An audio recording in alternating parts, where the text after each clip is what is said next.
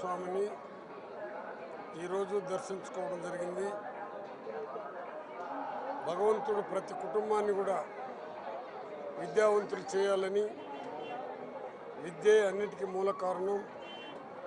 ఎంత పేదవాడైనా విద్యావంతుడైతే ఆర్థికంగా బాగుపడతాడో ఆ కుటుంబాలు బాగుపడుతుంది.